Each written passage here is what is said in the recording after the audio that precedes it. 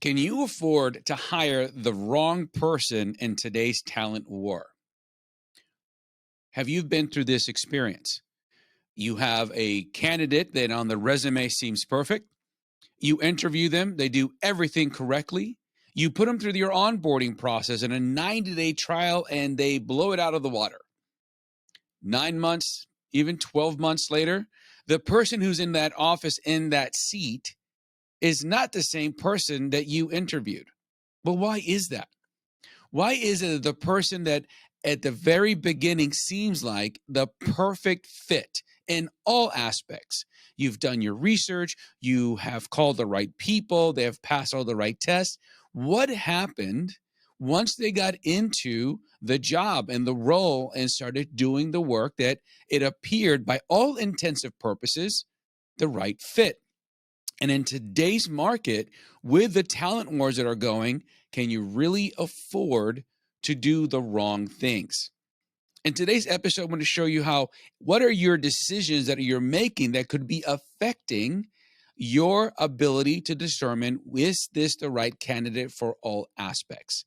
We're going to show you how are you making the decisions that improve how you onboard, how you recruit, and more importantly, how you're training. In today's PNB episode, it's personal for hiring. So let's jump in. Hello, and welcome to the PNB Nation, where it is all personal, not business. I'm your host, Mr. Rico, and I will be your guide through all things people and give you in-depth insights, strategies, and the secrets to behavioral dynamics to creating a common language for understanding people in and out of the workplace. So let's get started.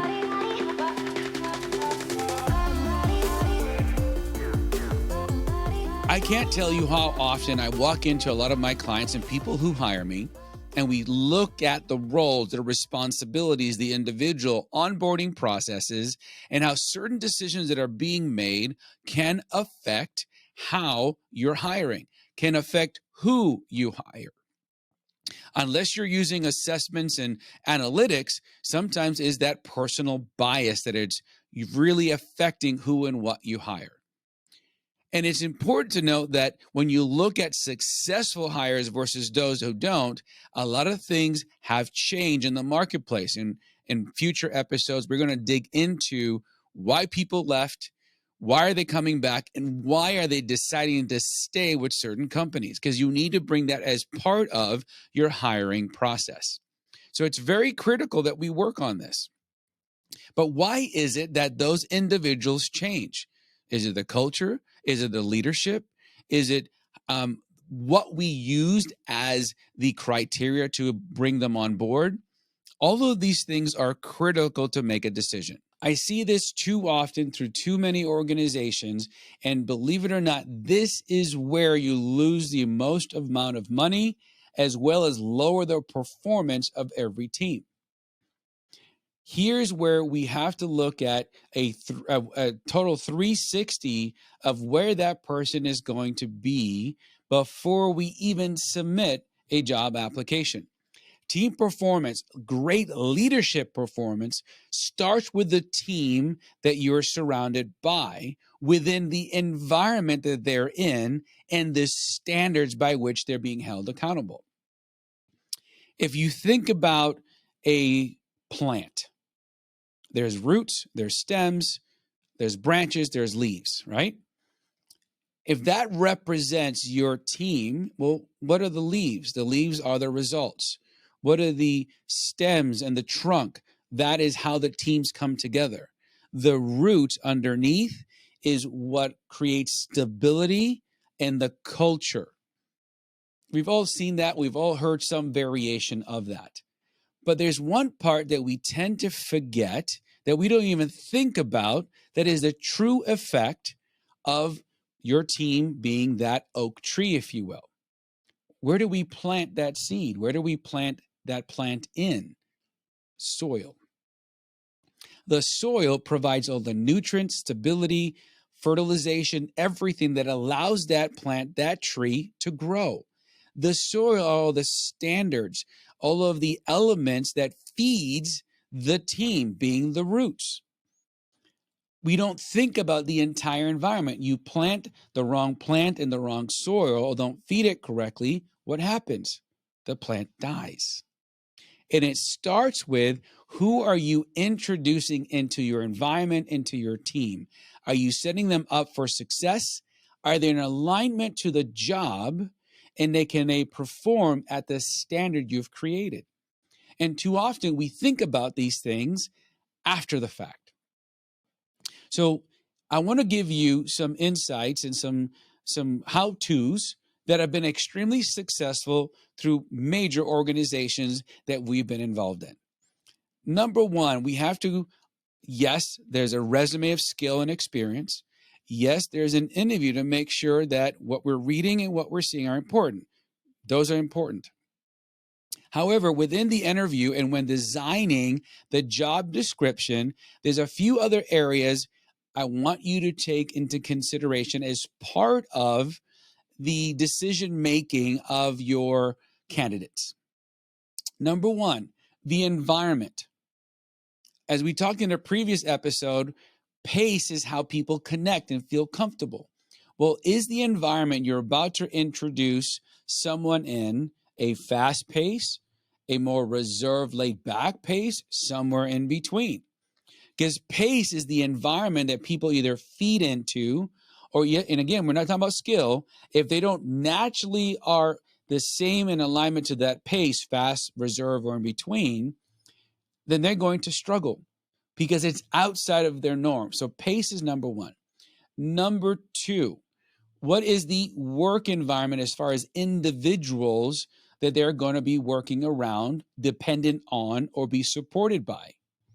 Are they very task-driven individuals or technically driven individuals or more relational as a whole? There should be a mix of all of them, but as a culture, what you as the leader, the business owner has created, is it more results-driven or is it more family-oriented? Because if you get a person that is opposite of the culture which you've created, that is going to be a toxic disruptor. Number three, what was the purpose by which this role was created? Why did we create that role? What is the intent and value that role is supposed to provide to the organization? Is it sales? Is it support? Is it development? Is it warehousing? What is the purpose of the role? Why is that important? Because if that purpose doesn't align to the values of the individual that you are bringing on board, there will also be a toxic disruptor because they don't see the worth, the value, the reasons why certain things are done a certain way. Number four, is this going to be a customer-facing position or an internal customer-facing, working with other employees? Those are two different dynamics. Does the customer-facing role require you to be more technical, more relational, more organized, more outgoing? Looking at these little areas will help you to fine-tune who naturally fits into that role. And in number five, what is the standards, the best practices that so far have allowed, if you have a high-performing team that you're introducing a new candidate into, what are the standards that they hold each other by? What drives them, motivates them, builds trust? All of those things that you have developed, what are they? Because you can start to ask part of those questions in the interview. Their responses will tell you if this person fit culturally. Because the other part of culture you really have to think about is who is managing or leading that team. What is their leadership style? Do they respond to that leadership style? Is it the short, to the point, driven, go get them? Or is it a more collaborative, somewhere in between? What is the leadership style? Because that leadership style created the culture, that created the standards, that creates the roles and responsibilities to maintain and achieve the results you're looking for. We all have to start to look at and work with HR professionals in our organization, or if you're your own HR, to go beyond the skill, resume, and interview. Because this is personal. You are affecting an environment, an ecosystem that took some time to be created, and you're introducing something new. Every time you introduce something new into an existing ecosystem, you are going to create a storm, conflict, a challenge to cash flow and systems, and confusion. In particular, if you were not clear in your communication as to why this is needed, how it benefits them, and how they're going to be integrated. Are they being aligned to a mentor? Are they being onboarded to understand your way of doing things? Most top successful organizations that hire high performers that don't disrupt the system have learned that not just in the initial job description, in the phone interview, live interview, and then the onboarding process, all four of those are filters to determine if those individuals are a good fit before you invest a lot of time, energy, and resources into those individuals. In particular, how much time are they spending learning the way in which you do things, the cultural way, the organizational way, the history, the clients, the products, the services? Versus congratulations, jump on in there. I'm going to do a ride along with this person for a week, and then you're on your own. No wonder they fail. So onboarding, leadership, culture, standard, those are all people-related activities. You're still expecting them to deliver results, transactional outcomes. Business is personal. Your business cannot thrive if you don't have the right person in the right seat doing things that come naturally to them. Yes, skill can be taught. Skill and experience are important. But skill and experience are an outcome of what someone has done, whether they enjoyed it, whether they're good at it, or they're just doing it because they have to survive. Put the wrong person in the wrong environment, they will give you maybe 50%. They'll do just enough not to get in trouble and get a paycheck. But that means that somebody else is picking up the slack. As leaders, we have to take a step back, look at the environment and landscape in which we're putting our teams in, and think about, are we giving them every opportunity to succeed and to achieve their life goals? Do they have the tools, resources? Are they struggling? Are they naturally good at? There's a difference between skill and the behavioral aptitude to do so. So if you have an assessment or a report, it will tell you all that. If you don't, is really looking at your top performers, putting together those behavioral KPIs, as well as your transactional KPIs, and understanding what is the roles, responsibilities, environment, and leadership dynamics required to make this position successful. Create some questions around all of those areas.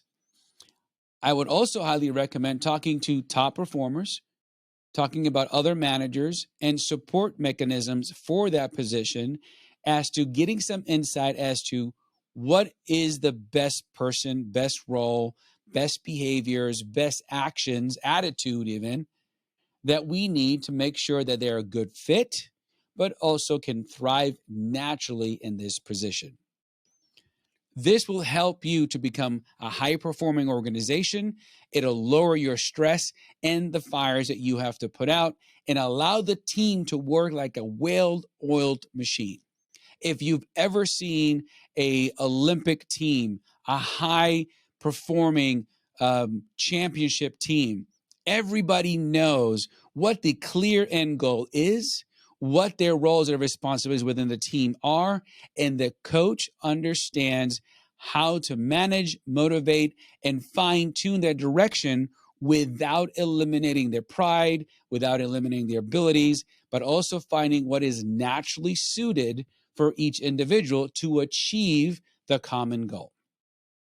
As leaders, this will give you insights and tools because it starts with hiring so that you're not having to deal with challenges in a revolving door that makes your job almost impossible.